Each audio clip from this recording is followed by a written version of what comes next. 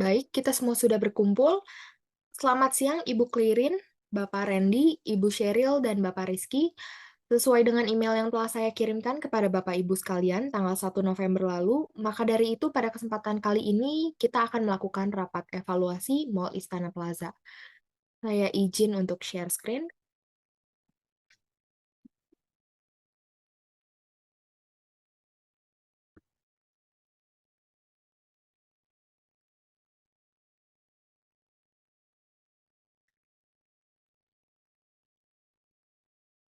Ya, kalau begitu langsung saja kita memulai rapat ini dengan pembahasan laporan keuangan Mall Istana Plaza yang akan disampaikan oleh Bapak Rizky selaku CEO perusahaan.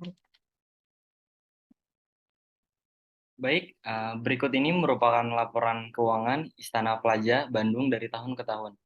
Jadi dimulai dari tahun 2018, keuangan stabil sekitar 27 juta, dan tahun 2019, Istana Plaza mengalami kenaikan sekitar 35 juta, dan tahun 2020 mengalami penurunan sekitar 30 juta, dan tahun 2021 mengalami penurunan lagi sekitar 20 juta. Dan pada tahun 2022 mengalami penurunan drastis yaitu sekitar 15 juta. Dan di sini ada operating cost mall Istana Plaza Bandung, yaitu dia ada biaya sewa yang mencapai 25,9% dan ada Cinepolis mencapai 16,3% dan maintenance mencapai 22,2%. Dan maintenance ini meliputi eskalator dan lift. Dan ada juga food court yang mencapai 11,1% dan utilities mencapai 24,4%. Dan utilities ini meliputi listrik dan air. Dan berikutnya ada laporan operasional yang akan dijelaskan oleh Bapak Randy sebagai CEO. Baik, saya akan menjelaskan laporan operasional. Masalah dari berkurangnya pengunjung di Mall Istana Plaza menurut survei di tempat dan informasi yang beredar pada tahun 2015, Lipo membeli Istana Plaza dari Istana Group. Setelah itu terjadi kesalahan pada manajemen. Kesalahan yang pertama itu manajemen internal. Lipo menaikkan harga sewa setiap tenannya hingga beberapa brand yang cukup menarik banyak perhatian pengunjung sehingga brand tersebut hengkang dari Istana Plaza yang membuat pengunjung menjadi berkurang akibat dari hilangnya brand tersebut dari Istana Plaza. Selain itu, konsep dari Mall Istana Plaza cukup membosankan bagi para pengunjung dan ketinggalan zaman dibandingkan seperti Paris Van Java atau Pascal 23. Kemudian ada di bagian servis, parkiran sudah menjadi keluhan dan masalah yang besar bagi pengunjung seperti parkiran yang tidak teratur dan terlalu banyak parkir valet. Sehingga Mall Istana Plaza kehilangan banyak pengunjungnya serta banyak fasilitas seperti toilet yang kualitas kebersihannya buruk pasca pandemi COVID-19. Dan menurut survei dari pengunjung bioskop di Mall Istana Plaza menyampaikan kekurangan dari bioskop tersebut mulai dari kursi yang keras, AC yang terlalu dingin, dan toilet yang kurang terawat. Hal yang bisa diperbaiki dalam mengembalikan kestabilan pengunjung. Yang pertama dalam manajemen internal, pada masalah manajemen internal bisa diatasi dengan menetapkan harga sewa setiap tenan sesuai harga jual dari tenan tersebut atau dari brand yang menarik pengunjung dan merombak semua konsep dari Mall Istana Plaza menjadi lebih modern. Contohnya, setiap lantai diberi kategori yang bertemakan menarik dan membuat spot yang Instagramable sesuai dengan gadget agar menarik perhatian pengunjung terlebih anak-anak, remaja, dan para orang tua, sehingga pengunjung tidak cepat bosan dan mendapatkan new experience jika berkunjung ke mall tersebut hingga Mall Istana Plaza dapat kembali bersaing dengan Paris Van Java dan Pascal 23. Kemudian di bagian servis, untuk permasalahan servis yang dapat dilakukan yaitu merombak halaman parkir menjadi lebih luas dan teratur sehingga tidak menyulitkan pengunjung untuk sekedar mencari parkir. Sebelum berkunjung ke mall tersebut, serta memperkerjakan cleaning service untuk membersihkan tempat-tempat yang sering didatangi oleh pengunjung seperti toilet, food court, bioskop, dan lain-lain. Sehingga kebersihan mall tetap terjaga dan tidak mendatangi bau tak sedap yang membuat pengunjung terganggu dengan bau tersebut. Setelah itu memberikan pelayanan yang terbaik dalam setiap penjualan di mall dengan sapaan yang sopan dan ramah. Sehingga pengunjung tertarik untuk membeli sesuatu yang dijual dan memberikan fasilitas yang terbaik untuk membuat pengunjung merasa nyaman berada di mall.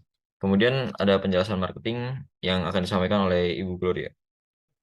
Baik, Jika dilihat dari laporan tahun 2015, seperti pembahasan yang telah diberikan oleh Pak Randy, bahwa memang kenaikan harga sewa tenan membuat banyak brand terkenal menganggap bahwa membuka shop di Istana Plaza tidak lain hanya investasi yang merugikan, sehingga mereka memilih untuk hengkang.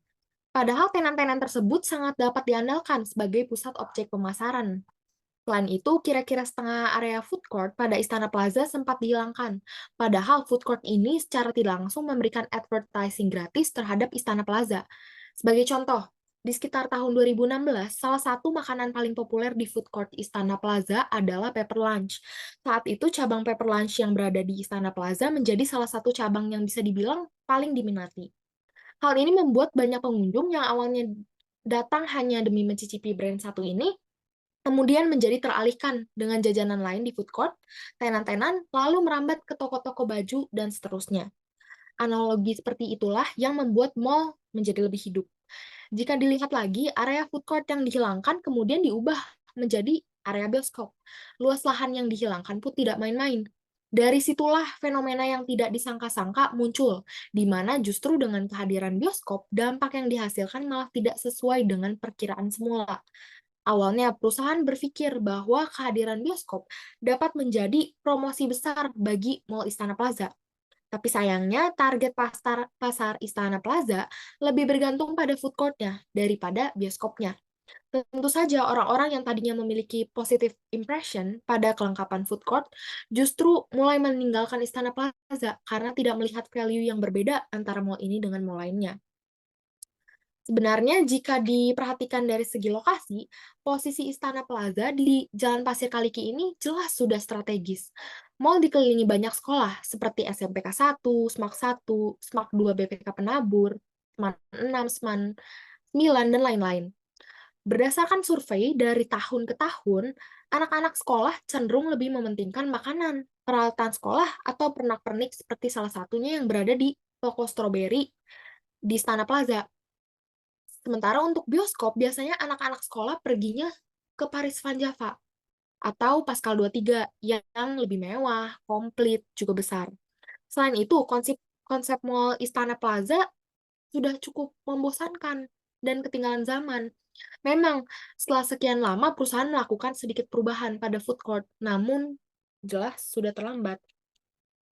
Lagi pula, jika dibandingkan dengan mall-mall Bandung lainnya, seperti Paris Van Java dan Pascal 23, Istana Plaza tidak memiliki personality branding, seperti Paris Van Java contohnya, yang didirikan 5 tahun setelah pendirian Istana Plaza. Justru memiliki ciri khas tersendiri, yaitu desainnya yang bergaya Eropa, sehingga terkesan mewah, elegan, lalu memberikan experience yang berbeda, lewat tenan yang bervariasi, beberapa lahan outdoor, serta department store yang memang menurut research bisa dikatakan salah satu yang terlengkap di Indonesia.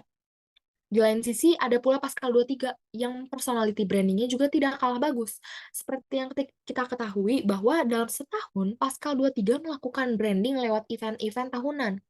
Lalu memang Pascal 23 merupakan salah satu mall yang identik dengan kecepatannya mengikuti tren, sehingga terus-menerus memodernisasi diri menyesuaikan dengan target pasarnya.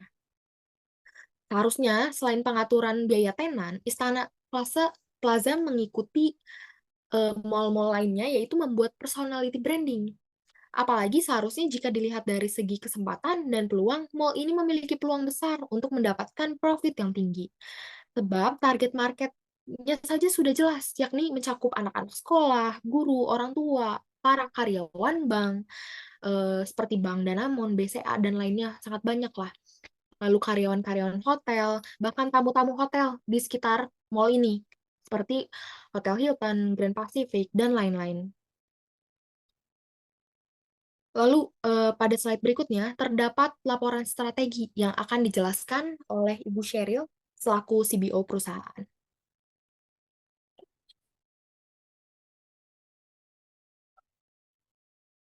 Istana Plaza kalah pamor dari mall lain seperti Pascal 23 dan PVJ karena banyak faktor yang membuat Istana Plaza kalah dari pesaingnya. Rencana pengembangan yang saya ajukan adalah memperbaiki kekurangan yang ada, mulai dari tempat parkir. Sebaiknya tempat parkir diperluas lagi dan lebih banyak lahan parkir non-valet daripada yang valet. Mengacu pada pembahasan CMO tadi, Istana Plaza memiliki lokasi yang strategis. Hal ini sebenarnya merupakan suatu keunggulan. Tetapi pengelolaan Istana Plaza kurang maksimal. Jadi sebaiknya harga sewa tenan di Istana Plaza dipatok tidak terlalu mahal dan menarik banyak toko-toko dan tenan yang cukup kekinian. Menurut CMO, target market Istana Plaza mencakup anak sekolah, guru, orang tua, dan para karyawan. Jika banyak stand dan tenan yang kekinian, para target market akan lebih tertarik dan sering mengunjungi Istana Plaza, terutama anak sekolahan. Selain itu, perlu juga mengubah konsep Istana Plaza menjadi lebih modern, karena konsep yang sekarang sudah ketinggalan zaman sehingga kurang menarik untuk dikunjungi. Area food court Istana Plaza juga menjadi salah satu yang tadinya ramai dikunjungi. Perlu penataan ulang food court dan mendatangkan tenan F&B yang kekinian dan juga terkenal. Berikutnya, saya persilahkan Ibu Clairin selaku CEO perusahaan untuk menyampaikan evaluasi rapat. Oke, baik. Terima kasih semuanya atas laporan yang telah disampaikan. Dapat saya simpulkan bahwa memang fasilitas dari parkir, toilet, food court, dan beberapa fasilitas lainnya di Mall Istana Plaza ini memang kurang terawat dengan baik. Dan kualitas maintenance yang dilakukan beberapa tahun kebelakang juga tidak maksimal. Selain itu juga konsep Mall Istana Plaza yang sudah tidak bisa menarik pengunjung karena kurangnya development dan juga tidak sesuai dengan perkembangan zaman sehingga tidak bisa memenuhi keinginan para pengunjung. Selain itu juga terdapat harga sewa tenan-tenan yang cukup tinggi sehingga dianggap menjadi investasi yang merugikan sehingga beberapa tenan juga untuk memilih untuk tidak membuka shop mereka di Istana Plaza ini.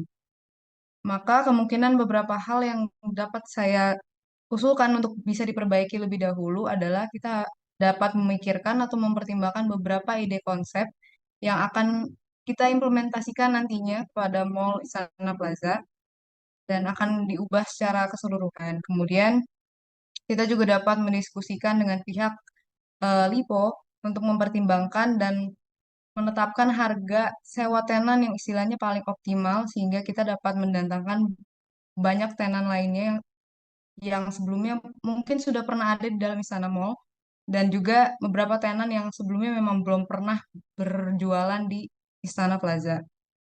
Kemudian juga kita dapat melakukan perbaikan atau pembangunan kembali dan perawatan fasilitas-fasilitas Mall Istana Plaza yang menjadi keluhan bagi beberapa pengunjung. Mungkin itu saja evaluasi dari saya. Terima kasih.